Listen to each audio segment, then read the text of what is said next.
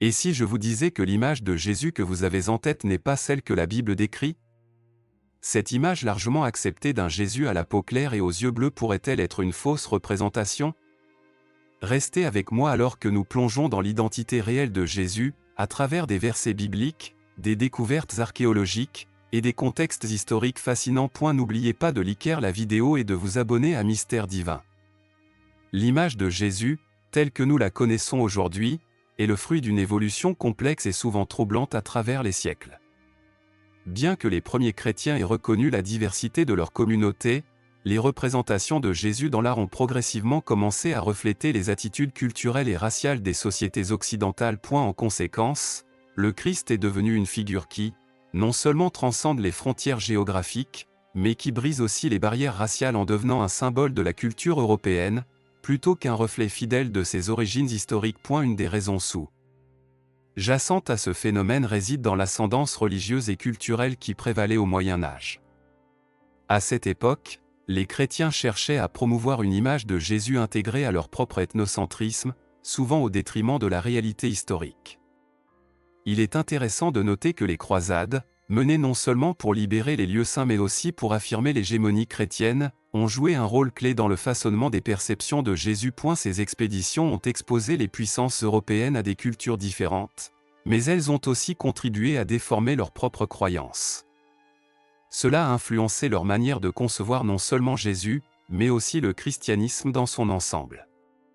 Pendant la Renaissance, la quête des artistes d'incarner des idéaux de beauté a favorisé la généralisation de cette image eurocentrée de Jésus. Le choix de représenter Jésus avec une peau claire et des traits européens est alors devenu une norme acceptée dans l'art.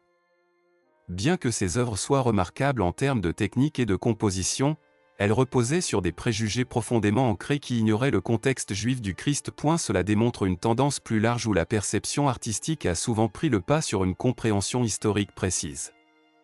De plus, les implications de cette représentation de Jésus ont alimenté des dynamiques de pouvoir, ayant des conséquences profondes dans les colonies.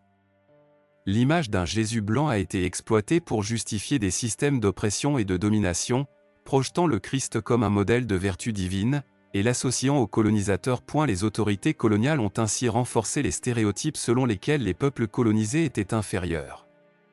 Cette construction d'un Jésus européen est pernicieuse, car elle repose sur l'idée d'un Christ qui représente les valeurs des conquérants plutôt que celles des opprimés.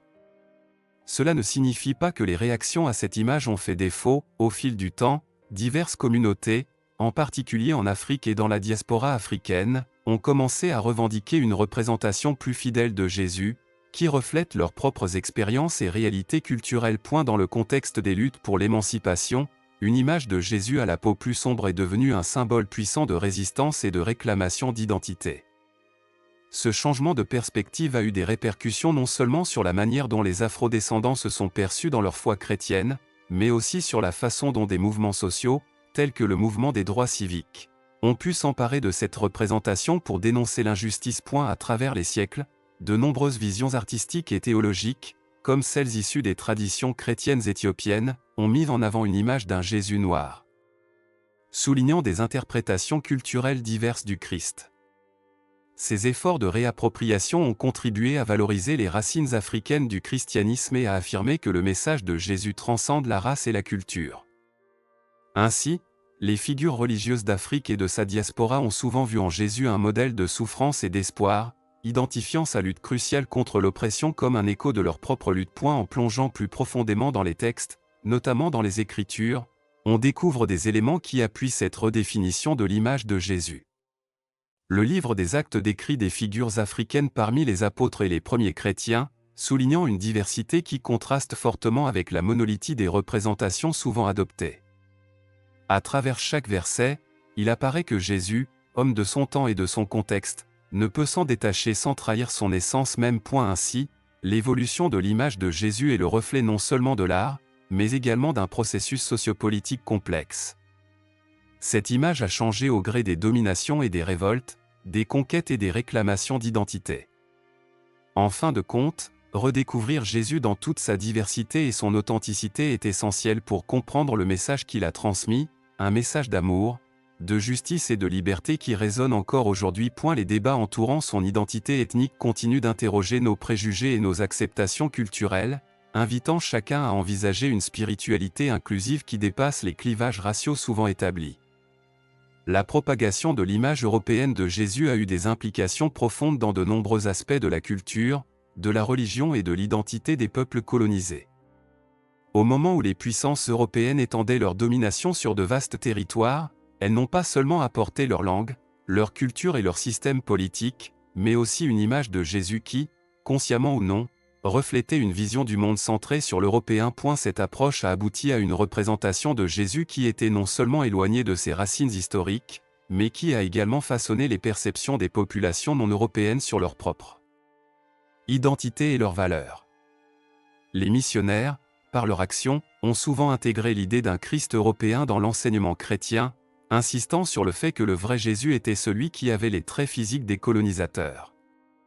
Cette vision a été intimement liée à des théologies qui ont justifié la colonisation comme étant le moyen par lequel les non-européens pouvaient accéder à la vérité divine et obtenir le salut. En d'autres termes, la lumière divine ne pouvait venir que par l'intermédiaire des Européens, ce qui réaffirmait leur supériorité en tant que porteurs de la révélation chrétienne. Cette dimension de l'enseignement a mené à des discours affirmant que l'Occident, et donc les Européens, possédaient une culture supérieure, incarnée par cette image d'un Jésus blanchi, tandis que les autres cultures étaient perçues comme incomplètes ou erronées sans cette figure européenne. Cela a eu pour effet de miner la dignité et la valeur des cultures africaines, asiatiques et amérindiennes, créant un sentiment d'infériorité qui persiste encore aujourd'hui dans de nombreux contextes. Dans ce cadre de domination, le visage de Jésus s'est transformé en un symbole d'aliénation et de rejet de leurs propres racines pour les peuples colonisés.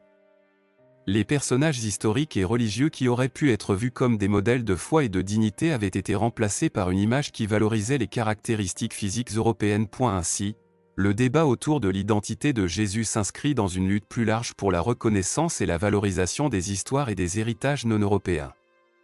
En outre, ce phénomène a suscité des mouvements de résistance culturelle parmi les peuples colonisés. De nombreux groupes ont cherché à réécrire leur histoire et à revendiquer leur identité en opposition à l'image imposée d'un Christ à la peau claire. Des artistes, des théologiens et des intellectuels ont commencé à produire des œuvres représentant Jésus avec des caractéristiques africaines ou asiatiques, soulignant ainsi leur héritage culturel et leur droit à une interprétation authentique de la divinité. Ces travaux ont contribué à forger une nouvelle théologie qui célèbre la diversité de l'humanité et la multitude des visages sous lesquels le divin peut se manifester. Ainsi, la réappropriation de la figure de Jésus par les communautés africaines a souvent été couplée avec un mouvement vers une interprétation de la chrétienté qui valorisait la résistance à l'oppression.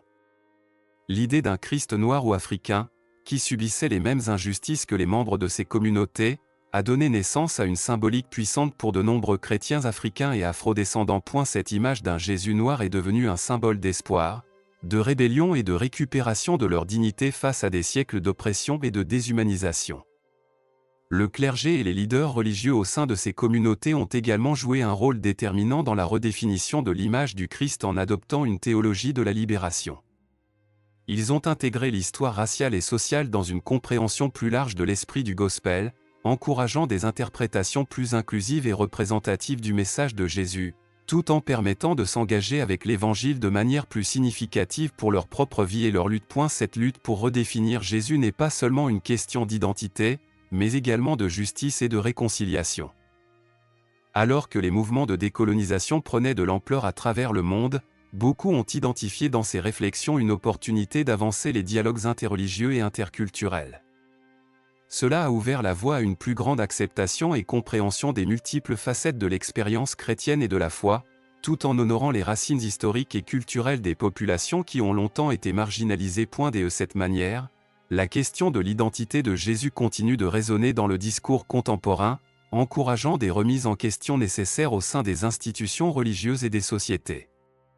L'image du Christ ne devrait pas être figée dans un stéréotype, mais plutôt permettre à chacun de voir un reflet de soi et de son parcours dans la figure de Jésus, que ce soit dans les églises, les foyers ou les institutions religieuses à travers le monde. Il est intéressant de se pencher sur le peu d'informations que nous avons concernant l'apparence de Jésus et de considérer comment cette absence de détails dans les Écritures peut influer sur nos perceptions contemporaines. La volonté délibérée des auteurs des évangiles de ne pas décrire physiquement Jésus est d'une certaine manière révélatrice. Ce choix peut être interprété comme une manière de diriger l'attention vers son message plutôt que sur son apparence. Après tout, le Christ ne prêchait pas sur les beautés de ce monde, mais sur l'amour, la miséricorde et la rédemption. Ce principe est fondamental dans les traditions chrétiennes, où la dimension spirituelle l'emporte souvent sur le physique. En approfondissant notre exploration, nous devons également prendre en compte le contexte culturel et historique dans lequel Jésus a vécu. Les représentations d'une figure historique sont influencées par l'environnement socio-culturel au moment de leur représentation. Bien que Jésus n'ait jamais été décrit physiquement, il est pertinent de considérer des éléments de son contexte immédiat pour nous donner des indices sur son apparence. Les attentes de la société juive du 1er siècle, qui était composée d'une variété de cultures et de nationalités, soulignent qu'un homme juif de cette époque ressemblait à ses contemporains de la région. Ce point de vue est souvent négligé au profit de visions ancrées dans des stéréotypes modernes. En effet, la Palestine au 1er siècle était un espace particulièrement cosmopolite, où se mêlaient des influences africaines, asiatiques et européennes. Cette diversité culturelle était le produit de siècles de conquêtes et d'échanges commerciaux. Les Juifs de cette période n'étaient pas une entité monolithique, mais faisaient partie d'un tissu complexe de populations, chacune ayant ses propres liaisons et influences. Les archéologues et les anthropologues ont pu retracer les caractéristiques physiques communes aux habitants de cette région, révélant ainsi que les gens de Palestine avaient généralement une peau plus foncée que celle que l'on attribue aux représentations européennes du Christ. Ignorer ce fait serait réduire notre compréhension du Christ à des normes esthétiques modernes, souvent déconnectées de la réalité historique. Une autre dimension à explorer est celle des traditions orales et des représentations culturelles qui ont façonné l'image de Jésus à travers les siècles. Dans de nombreuses cultures, Jésus a été représenté comme un leader, un enseignant et un prophète qui transcendent les races et les ethnies. Ce phénomène est particulièrement frappant dans certaines interprétations africaines et afro-américaines de la foi chrétienne. En effet, lorsque l'on considère le voyage de l'Évangile à travers les âges, notamment lors de la traite des esclaves, il est clair que les opprimés de différentes époques font souvent appel à des images de Jésus qui correspondent à leurs expériences et à leur lutte. Ce processus de réappropriation des figures religieuses a permis à des millions de personnes de trouver force et réconfort dans un message qui leur parle directement, indépendamment des stéréotypes ou des interprétations historiques dominantes. Les réflexions sur l'absence de description physique de Jésus doivent également tenir compte de la manière dont les idées de race et d'identité ont évolué au fil du temps. Dans de nombreux contextes contemporains, les débats autour de la race doivent passer par la prise de conscience que les constructions raciales telles que nous les comprenons aujourd'hui n'étaient pas présentes lorsqu'on parlait de Jésus dans le contexte du 1er siècle. A eu lieu de voir Jésus comme un produit d'une race spécifique. Il est peut-être plus judicieux de le percevoir comme un symbole universel de l'amour divin. Ainsi, les diverses images de Jésus à travers le monde reflètent la manière dont il continue d'inspirer des gens de tous horizons. Enfin, en réfléchissant à la représentation de Jésus, il est crucial de se demander comment ces différentes images affectent notre compréhension de son message. Dans un monde où les injustices raciales et sociales persistent, la représentation de Jésus doit évoluer vers un symbole d'unité et de compréhension plutôt que de division. Les histoires chrétiennes qui unissent les croyants, quelle que soit leur couleur de peau ou leur héritage ethnique, nous rappellent la richesse du message de Jésus, qui est avant tout un appel à l'amour pour tous, indépendamment de l'apparence. Par conséquent, même si la Bible reste silencieuse sur l'apparence physique de Jésus, cette absence peut être interprétée comme une invitation à dépasser les stéréotypes et les images figées, pour embrasser la diversité et l'universalité de son message. En redécouvrant cet aspect de Jésus, nous sommes amenés à réfléchir aux conséquences de nos perceptions contemporaines et à engager des discussions significatives sur l'identité, l'équité et la solidarité. Pour comprendre l'identité de Jésus, il est essentiel de considérer son contexte géographique et ethnique. Né à Bethléem et ayant grandi à Nazareth, Jésus vivait dans une région carrefour des cultures du Moyen-Orient. La population de Palestine à son époque aurait majoritairement une peau brune ou olive, caractéristique des peuples sémitiques, et il est probable qu'il ressemblait davantage à un homme du Moyen-Orient d'aujourd'hui qu'à un Européen.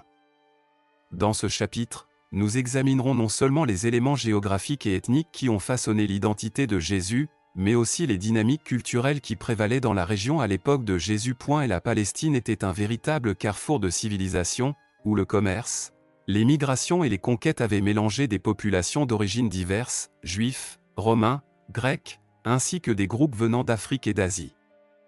Cette diversité se reflétait dans l'apparence physique des habitants de la région, qui variait en termes de couleur de peau, de caractéristiques faciales et de style vestimentaire. Un homme juif de Galilée, comme Jésus, aurait donc eu une apparence manifestement différente de ceux qui nous le montrent aujourd'hui avec des traits européens. Les influences culturelles à cette époque étaient également profondes. Sous la domination romaine, la Palestine était soumise à des pressions multiculturelles, le mode de vie hellénique était prédominant dans les villes, tandis que les traditions juives, plus rurales, résistaient. Jésus, en tant que figure juive, aurait été immergé dans un contexte où les traditions religieuses et les pratiques communautaires étaient cruciales. Il prêchait souvent dans des synagogues et partageait des récits qui étaient éminemment juifs dans leur approche et leur sens. Cependant, le message universel qu'il a véhiculé a également touché d'autres cultures. Les interactions entre les différentes cultures sont un autre aspect à considérer lorsqu'on examine l'identité de Jésus.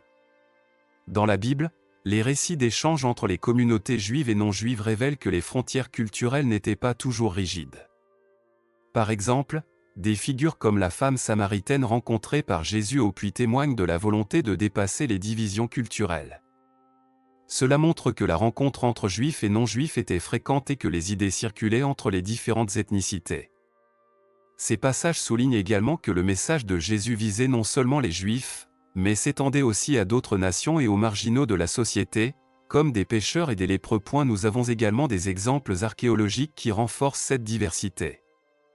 Les fossiles et les vestiges d'époques similaires ont permis aux chercheurs de dresser un portrait plus complet de la population de la région à cette époque. Des analyses des restes humains montrent que la morphologie et les caractéristiques physiques des habitants de la Palestine étaient distinctes des modèles européens. Par exemple, des squelettes retrouvés en Israël et en Palestine révèlent des traits que l'on associe davantage aux populations d'Afrique du Nord et du Moyen-Orient. En outre, la propre généalogie de Jésus, bien que souvent réduite à des récits religieux, suggère aussi un mélange ethnique. Les Écritures mentionnent des figures comme Ruth, une Moabite, et Rahab, une prostituée cananéenne, qui sont des ancêtres de Jésus. Ces histoires ajoutent une dimension d'inclusivité à l'identité de Jésus, suggérant que sa lignée accueillait différents peuples et potentiellement des teintes de peau variées. Les débats modernes autour des représentations de Jésus et de son ethnicité ne sont pas simplement académiques, ils touchent également des réalités sociopolitiques contemporaines. Les interprétations de son identité impactent des millions de personnes dans leur portée spirituelle et leur compréhension de l'histoire chrétienne. Réaffirmer que Jésus aurait eu un teint plus sombre que celui traditionnellement représenté remet en question les récits historiques qui ont eu tendance à marginaliser certaines voix et expériences. Cela indique également que les histoires et les images de Jésus prises par des artistes et des théologiens africains et afro-américains ont une place essentielle dans la redéfinition de qui est Jésus pour différentes cultures. Dans ce vaste océan d'identités ethniques, Jésus émerge non seulement comme un leader religieux, mais également comme une figure qui transcende les frontières culturelles et ethniques. La sémantique autour du Rédempteur s'étend bien au-delà de la couleur de sa peau, elle interpelle sur la mission, l'accueil et la promesse de rédemption qui touche chaque être humain, peu importe ses origines. Cette interprétation invite à voir en Jésus une sorte de connexion universelle, non seulement entre les chrétiens, mais aussi parmi tous les peuples, établissant un pont entre l'identité divine et humaine. Ainsi, la question de l'origine ethnique de Jésus devient non seulement une enquête historique, mais aussi une réflexion sur notre propre identité, sur la manière dont notre culture façonne nos perceptions de figures emblématiques, et sur les implications que cela a pour des millions de personnes qui cherchent un sens, une appartenance et une représentation dans leur foi. L'importance de l'Afrique dans le contexte biblique ne peut être sous-estimée.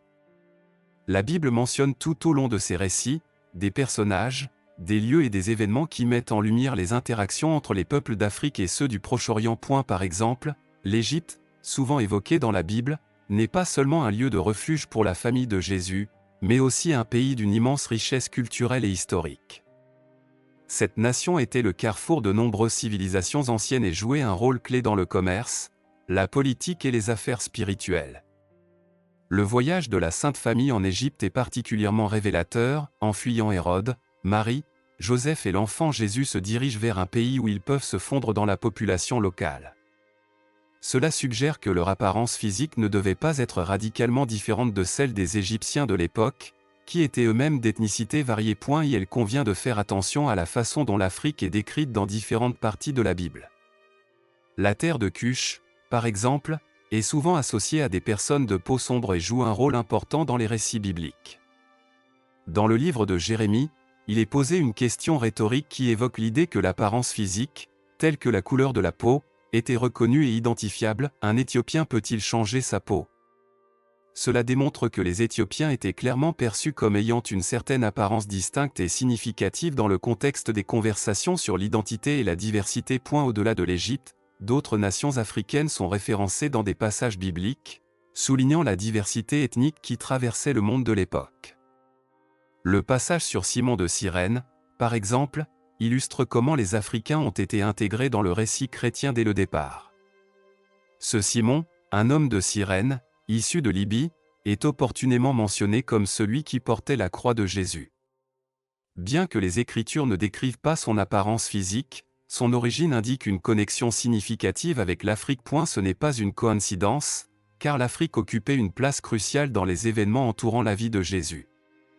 Un autre personnage notable est l'eunuque éthiopien mentionné dans le livre des Actes.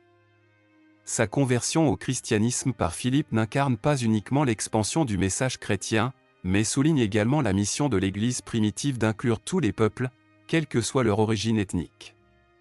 Cette interaction directe entre un juif et un homme éthiopien pose une question importante sur la perception de l'identité dans les premiers jours du christianisme.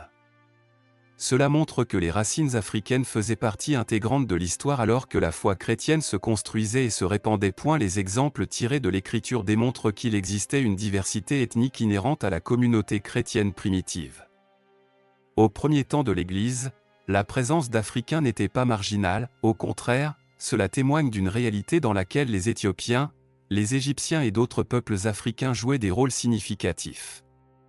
L'histoire du christianisme noir et la manière dont ces récits ont façonné la conscience identitaire des Africains nécessitent une réévaluation des contributions africaines à la foi chrétienne. Il est également essentiel de reconnaître que cette complexité ethnoculturelle enrichit le récit biblique. Au lieu de voir la religion uniquement à travers un prisme européen, il est vital d'adopter une perspective globale qui inclut l'Afrique comme partie intégrante de l'histoire chrétienne. Des interprétations théologiques récentes, en particulier celles qui proviennent de la théologie de la libération, cherchent à recadrer la figure de Jésus sous un angle qui parle à l'identité et aux luttes des Africains et de la diaspora noire. Loin d'être un simple détail, ce lien avec l'Afrique joue un rôle central dans la compréhension des Écritures et dans la perception de la divinité elle-même. Les références africaines dans la Bible ne sont pas que des souvenirs passés, elles sont des éléments vivants qui continuent d'influencer la manière dont tant de croyants aujourd'hui voient leur foi. La lutte pour l'identité et la reconnaissance s'étend bien au-delà de l'Antiquité et trouve écho dans les luttes contemporaines pour l'égalité et la justice. Les récits bibliques, enracinés dans la diversité et l'interconnexion historique, rappellent à chacun de nous le tableau plus large de l'humanité dans la quête orchestrée par la spiritualité humaine. Et la réinterprétation de l'image de Jésus en tant qu'homme noir au sein des communautés africaines et afro-américaines a profondément influencé la manière dont ces groupes abordent la spiritualité et l'identité. Dès les débuts de la chrétienté en Afrique, les représentations de Jésus et des figures bibliques reflétaient la diversité ethnique et culturelle de la région. Ces représentations ont évolué, mais leur essence a toujours mis en avant un Christ accessible et identifié aux luttes de son peuple. À eu cours du mouvement des droits civiques, les représentations d'un Jésus noir se sont intensifiées. Les figures religieuses afro-américaines ont commencé à utiliser cette image non seulement comme un acte de revendication culturelle, mais aussi comme un puissant symbole d'espoir dans un contexte d'oppression. Il est devenu évident que, pour de nombreux Afro-Américains, la lutte pour les droits civiques allait de pair avec le désir d'un Christ qui ressemblait à leur réalité et qui témoignait de leurs souffrances et de leurs aspirations. Prendre conscience que Jésus, en tant qu'homme noir, partageait une connexion avec eux enrichissait la spiritualité des Afro-Américains. Cela leur offrait un modèle d'identification personnelle et collective. Le Christ souffrant, qui a été couronné d'épines et qui a enduré la douleur pour l'humanité, représentait une source de force et de résilience. Il évoquait une expérience qui, bien que tragique, était aussi pleine de promesses de rédemption et de libération. cette dynamique de représentation joue également un rôle crucial dans la manière dont les communautés afro-américaines vivent leur foi. Alors que la constance historique de l'esclavage et de la discrimination raciale a engendré un sentiment de déshumanisation, la figure d'un Jésus noir a permis de redonner de la dignité aux croyants confrontés à des systèmes d'oppression. Dans les églises, les sermons et les chants, cette image de Jésus a nourri des discours sur la justice, l'égalité et la solidarité. Le Christ, en tant qu'homme noir, n'était pas uniquement un sauveur spirituel, mais un défenseur des opprimés, un libérateur dont l'identité rappelle continuellement la lutte contre l'injustice. En parallèle, les œuvres d'art religieuses de la période ont illustré cette tendance.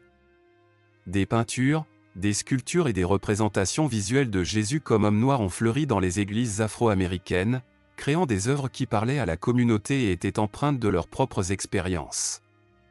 Cette image de Jésus n'était pas seulement un choix esthétique, elle était un acte de résistance contre le racisme institutionnel qui avait rendu invisibles les contributions et l'héritage des Afro-Américains dans la narration chrétienne. Le message de Jésus en tant qu'homme noir a également résonné fortement dans la théologie de la libération, qui a pris de l'ampleur dans les années 1960 et 1970. Des théologiens comme James Cone ont mis en avant l'idée que l'identité de Jésus est indissociable des luttes des opprimés.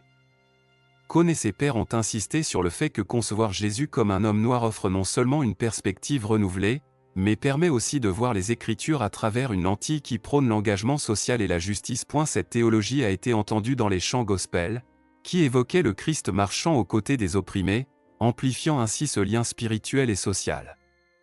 L'impact de cette réinterprétation dépasse les frontières des communautés afro-américaines et influence également le christianisme en Afrique.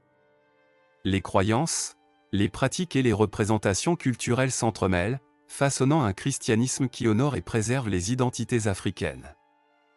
Les églises africaines, en intégrant des éléments de leur tradition dans leurs expressions de foi, continuent de promouvoir une image d'un Christ qui est à la fois universellement sacré et profondément enraciné dans leur culture. De plus, cette image de Jésus a conduit à un regain d'intérêt pour l'héritage biblique des populations africaines, réaffirmant leur place et leur importance dans le récit religieux mondial. Les croyants africains trouvent dans l'identité noire de Jésus non seulement une source d'inspiration spirituelle, mais aussi un moyen de revendiquer leur histoire, souvent négligée ou déformée dans les récits chrétiens dominants. Ainsi, la figure de Jésus comme homme noir traverse largement l'identité culturelle et religieuse des communautés afro-américaines et africaines. Elle remplit un rôle essentiel dans l'affirmation de leur dignité, leur lutte pour la justice et leur quête d'une foi qui les représente fidèlement.